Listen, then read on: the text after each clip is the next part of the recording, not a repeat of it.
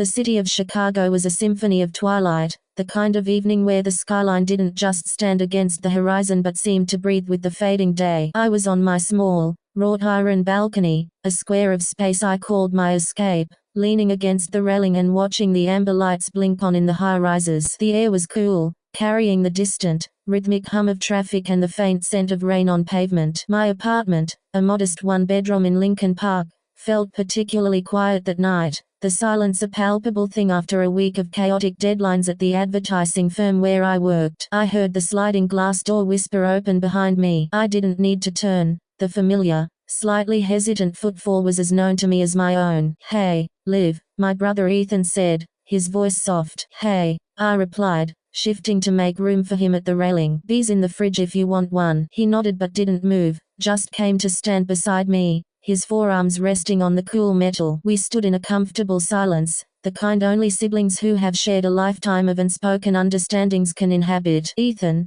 2 years my senior, was my rock. With our parents relocated to Florida, he was my anchor in the windy city. He was the steady, reliable one, a civil engineer with a calm demeanor that balanced my more creative, occasionally chaotic energy. His visits were routine, a weekly check-in that usually involved pizza, bad movies, an easy conversation. But tonight felt different. The quiet between us wasn't the usual peaceful sing, it was charged, like the air before a summer storm. I could see the tension in the line of his jaw, the way his fingers tapped a silent, irregular rhythm on the railing. "Rough week," I ventured, taking a sip of my own drink. He let out a long, slow breath, one that seemed to come from the very depths of him. "Yeah," he said, then paused. "No, not rough in the way you'd think." I waited. Ethan was a man of measured words. "You didn't push, you let the words find their own time to surface." The city lights blurred as a fine mist began to fall, casting halos around the street lamps below. For minutes, the only sound was the soft patter of rain on the balcony awning and the distant sigh of a city settling into night. "Do you remember," he began,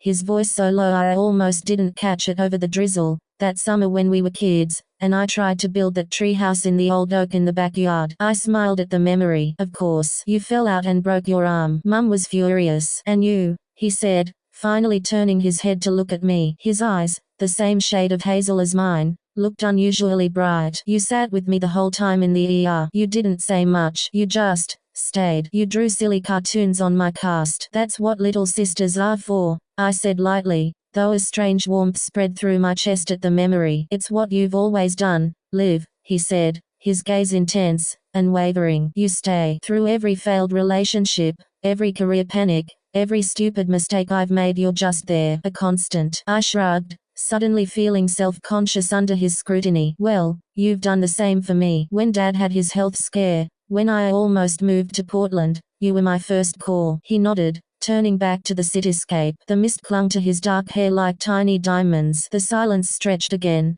but this time it was taut, a thread pulled too tight. "I met someone," he said abruptly. The statement was so ordinary, yet the delivery made my heart do a funny little stutter. "Oh," I managed, keeping my tone neutral. "That's great. Who is she?" "Someone from work." He shook his head slowly. "No, not from work." He swallowed, his Adam's apple bobbing. "Liv, I need to tell you something. Something I should have told you a long time ago. I've been carrying it for years, and I can't carry it alone anymore. It's changing me. It's changing everything." A cold trickle of apprehension ran down my spine. My mind raced through possibilities, an illness, a debt, a terrible mistake. I braced myself. "Ethan, whatever it is, you can tell me. You know that." He closed his eyes for a moment, gathering himself. When he opened them, they were fixed on some distant point in the rain-veiled night. "The person I met, it's not a she." The words hung in the damp air between us, simple, clear, yet their meaning took a moment to unravel in my mind. "Not a she." The implication crashed over me, not with violence, but with a profound,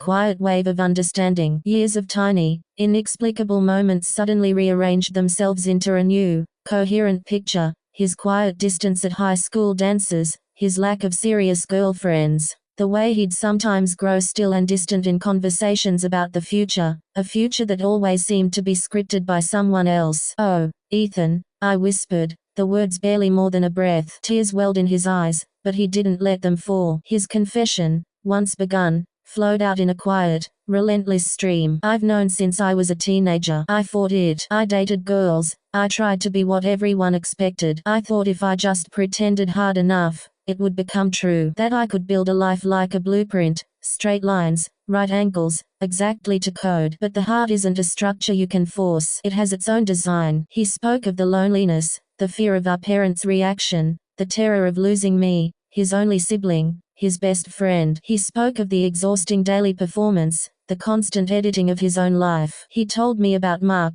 the man he'd met 6 months ago at a volunteer architecture seminar, a kind, soft-spiked graphic designer with a laugh that made Ethan feel, for the first time, unedited and real. He makes me feel like I'm finally home in my own skin, Ethan said, his voice cracking. And wanting to share that with you, wanting to bring him to Sunday dinner and talk about him the way you talk about your dates, it became this aching need. But the fear, Liv, the thought of your face changing, of you looking at me differently, it was paralyzing. I was crying openly now, tears mingling with the mist on my face. Without a word, I turned and wrapped my arms around him. He stiffened for a second, a lifetime of conditioned caution holding him back, then he melted into the embrace, his shoulders shaking with silent sobs. We stood there on that tiny balcony, two figures holding onto each other as the rain whispered around us, the glittering city a silent witness. Ethan, I said into his shoulder, my voice thick. Look at me. He pulled back, his face raw with vulnerability. I am looking at you differently, I said, cupping his face in my hands. Right now. Do you know what I see? He shook his head, fear flickering in his eyes. I see my brother, the bravest person I know, the one who helped me with my math homework and scared away my bad dates and taught me how to ride a bike. I see the same kind, strong, ridiculously patient man I have always loved. The only thing that's different is that now I see more of you, the whole, beautiful, true you. And I am so proud you trusted me with him. The relief that washed over his features was like the sun breaking through clouds. It was a physical transformation, the shedding of an immense, invisible weight. He laughed, a wet, choked, joyous sound, and pulled me back into a hug. I was so scared, he kept murmuring. I was so scared. We must have stood there for 20 minutes, talking and crying and laughing as the rain cleaned the city below. We talked about Mark, about how they met, about his love for terrible puns and his amazing vegan cooking. We talked about our parents, strategizing how and when to tell them, promising to face it together as a united front. We talked about the past, re-examining memories through this new, truthful lens, not with regret, but with a gentle, healing understanding. Finally, the chill of the night drove us inside. We made tea, the familiar domestic ritual grounding us. Sitting on my couch, wrapped in blankets, the dynamic between us had subtly, irrevocably shifted. The love was the same, fierce and unconditional, but the honesty was new. A door had been opened between us, and through it flowed a deeper, more authentic connection than I had ever known. So, I said, nudging his foot with mine, when do I get to meet this Mark? I need to vet him. Make sure he's good enough for my big brother. Ethan's smile was brighter than I'd seen in years, maybe ever. It reached his eyes, erasing the subtle lines of worry that had lived there for so long. How about next weekend? He's been desperate to meet you. I've talked about you so much, he's probably a little intimidated. Good, I said, grinning. He should be. The following weeks were a journey of 1,000 new conversations. Ethan brought Mark over for dinner the next Saturday. Mark was exactly as described, warm, witty, with an easy smile and eyes that adored my brother. Seeing Ethan with him was revelatory. The slight reserve I hadn't even fully registered was gone. He was lighter, more spontaneous, his laughter freer. He reached for Mark's hand across the table not with fanfare, but with a natural, unthinking ease that made my heart swell. My role shifted seamlessly from just a sister to a confidant and an ally. We plotted the coming out conversation with our parents, practiced what to say, and bolstered each other's courage. When Ethan finally told them over a carefully arranged video call, I was by his side, my presence a silent promise of support. There were tears, yes, and a lot of stunned questions from our parents, but their love, though shaken, proved foundational. The process of understanding would take them time, but the bridge was built, and Ethan was finally on it, walking toward them as his true self. The story of that night on the balcony became our touchstone. It wasn't a story of dramatic conflict or grand gestures, but of quiet courage and transformative love. It was about the moment a shared space, a simple balcony, became sacred ground where masks fell away and a truer, stronger bond was forged. One evening, a few months later, the three of us, Ethan, Mark, and I, were back on that same balcony. The Chicago summer was in full swing, the air warm and buzzing with life. We were celebrating Ethan's promotion, glasses of wine in hand. Mark slipped his arm around Ethan's waist, and Ethan leaned into him, a picture of